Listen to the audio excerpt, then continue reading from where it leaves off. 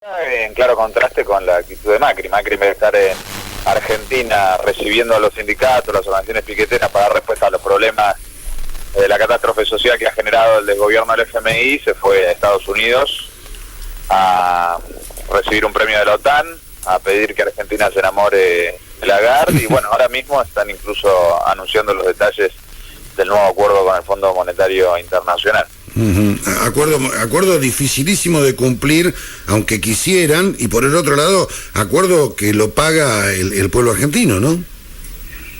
Sí, exactamente, y que no garantiza el objetivo pretendido del acuerdo, que es restablecer una situación de estabilidad económica y permitir que el gobierno llegue a las elecciones del año que viene, porque la idea que instala el gobierno es que con este nuevo acuerdo y que con la aprobación del presupuesto la situación económica se estabiliza relativamente hasta las elecciones del año que viene, y eso no está garantizado porque no está garantizado que puedan reunir los fondos para cubrir los vencimientos de deuda, aún con estos 7.100 millones de dólares que le han agregado al acuerdo previo, ¿no? Que pasa de 50 a 57.100.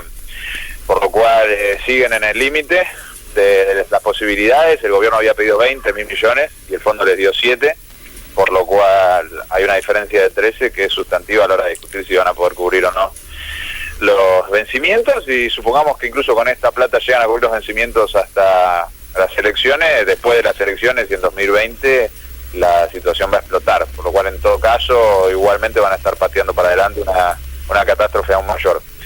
Así que no soluciona nada esto y no se le puede pedir al pueblo argentino que se sacrifique aceptando el ajuste en nombre de evitar el default, porque es el ajuste el que va a llevar al default, y por eso es necesario rechazar el presupuesto, ¿no?, que pretenden votar en el Congreso. Ahora, Juan, además de esta cuestión de este dinero que el fondo estaría mandando en cuentagotas, medio regañadientes, porque no es una cosa así que el gobierno de Macri pide y el fondo manda, ¿no? Se lo retrasan, le ponen más condiciones. Digo, hay otro tema con esto del dinero que está viniendo de parte del fondo y de parte de endeudamiento. Y es el tema de la fuga de capitales. Ayer yo estaba viendo números al respecto de la fuga de capitales, de remesas de ganancias que las empresas con sede, digamos, con casas matrices en el extranjero están mandando para sus casas matrices. Eso es una sangría muy importante también en nuestra economía. Sí, y la fuga de capitales ya a agosto llegó al mismo nivel que todo 2017, y falta el último trimestre. Y Bego Granados, que es un periodista vinculado a la City porteña, dijo que habló por teléfono con Goldman Sachs, y que Goldman Sachs le dijo que en diciembre van a empezar a desarmar posiciones de Argentina, o sea que va a profundizarse la fuga de capitales. Y no solamente eso es grave, sino que también es grave que se vienen nuevas devaluaciones, ¿no? Porque el dato de que se fue Caputo implica que ahora el FMI ya domina definitivamente el Banco Central. No ganó Duhovne, no es para que ganó Duhovne, ganó el FMI. Claro.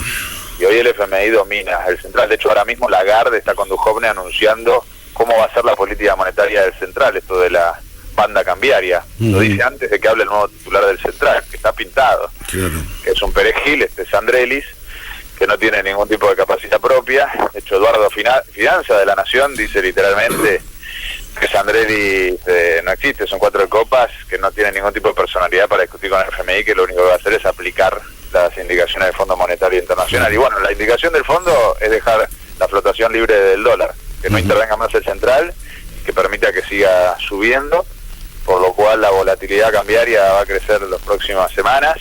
Lo dijo el JP Morgan, lo dijo Moody's, y bueno, vos escuchás a Expert y dice que el dólar se puede ir a 50, Juan Enrique a 45...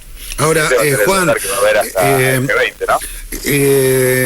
yo coincido con vos en que hay volatilidad y que es absolutamente posible, yo creo que es inminente una nueva corrida cambiaria.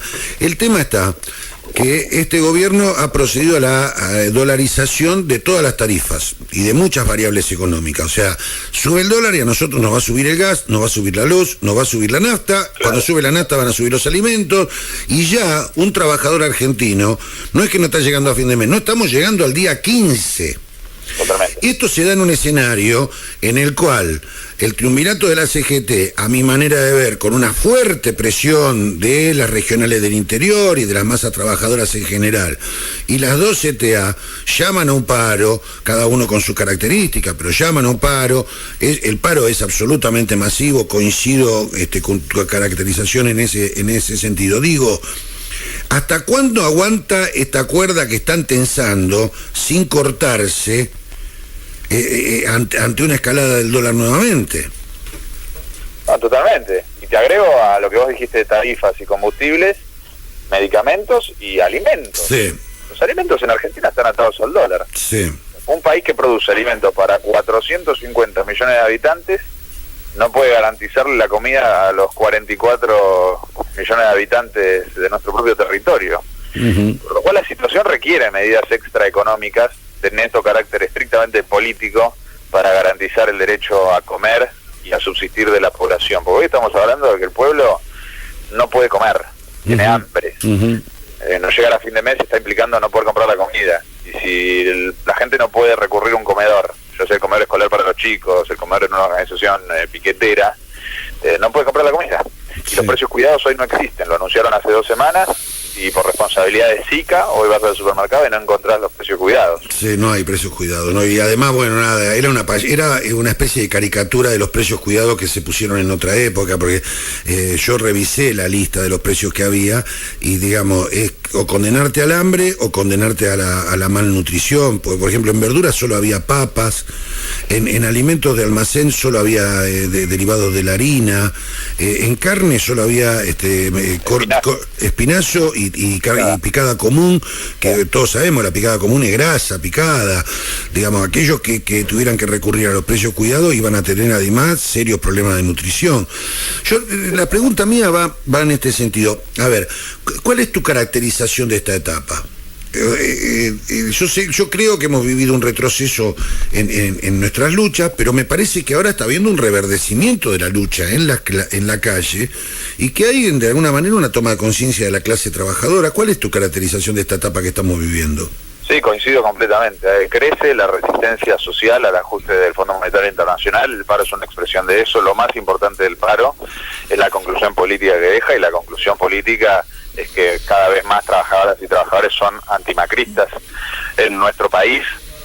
La situación económica va a empeorar. Este dólar que hablábamos recién, de 45.50, es el dólar G20, o sea, es el dólar relativamente estable, entre comillas, hasta el G20. Se va el G20 a Argentina, y en diciembre vuelve a haber un estallido de la situación económica, y sobre esa base toda esta resistencia social que está creciendo en las calles con los paros y las movilizaciones tiene que tener su expresión política, ¿no? Convertirse en alternativa política y ofrecer una salida política a la situación. Y en ese sentido es que nosotros venimos planteando la constitución del Frente Único contra el FMI, entre Unidad Ciudadana, el peronismo, la izquierda, los sindicatos y las organizaciones piqueteras, para dar una salida política, sea en las elecciones del año que viene, o sea antes, si es que se precipitan los acontecimientos por responsabilidad del propio gobierno, que nos lleva al default con este presupuesto de hambre y muerte, ¿no? Entonces, en ese sentido, ofrecer una salida con medidas de emergencia también, como garantizar el derecho a comer, garantizar el cumplimiento de los precios cuidados, que incluyan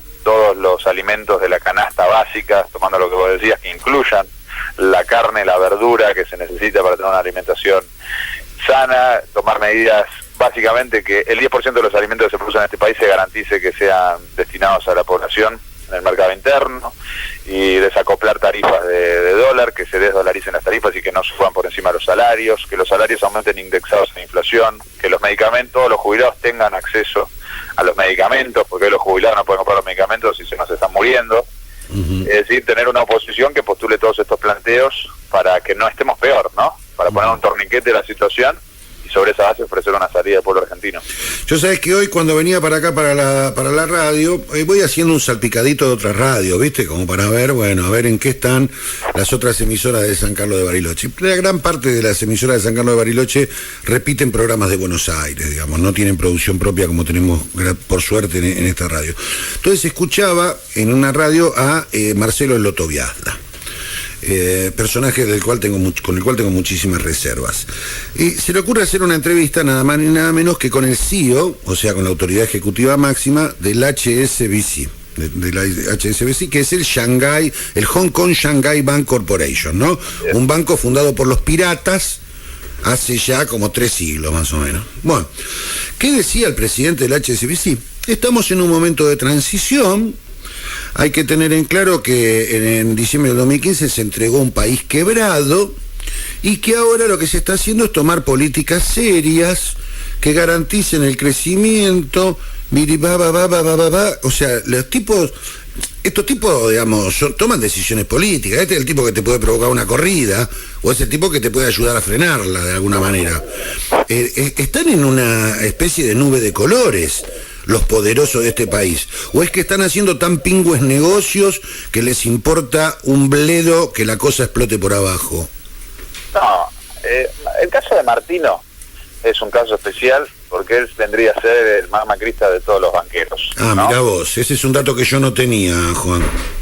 Sí, de hecho parece que tuvieron una interna, unas discusiones entre Martino y los jefes regionales y mundiales del HSBC, porque la banca, a nivel internacional, los banqueros de Wall Street, le soltaron la mano a Macri. Ajá. No confían en Macri. Ajá. Vos lees los informes de hoy, de Moody's, de JP Morgan, de Merrill Lynch, sobre la salida de Caputo, y todos dicen va a aumentar la volatilidad cambiaria, la situación es inestable, es insegura, no tienen ningún tipo de confianza en esto, y por eso vienen haciendo un ataque financiero contra el peso argentino, reclamando un ajuste en shock.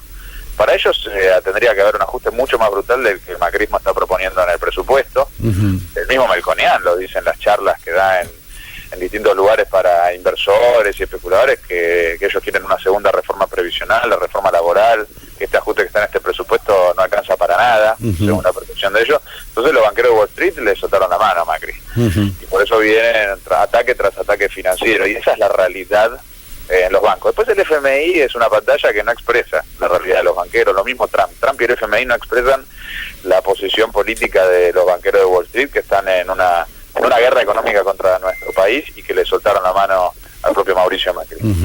Ahora, han hecho buenísimos negocios hasta ahora. Sí, lógico. Es el único sector que ganó plata, digamos. Sí, totalmente. O sea, ellos y la oligarquía sojera son dos sectores que han ganado guita, se la han llevado, no han tenido obligación de declararla. Está bien, ahora entienden que se les puede dar vuelta la taba y entonces comienzan con estos ataques. Yo estaba leyendo también la tapa del Financial Times de hoy, lo matan a Macri. Exactamente, y es la expresión de eso. Tal cual. Cría cuervos y te comerán los ojos. Tal cual, sí, bueno, claro, como me decía mi tío Antonio, de un burro no se puede esperar otra cosa que patada, digamos, ¿no?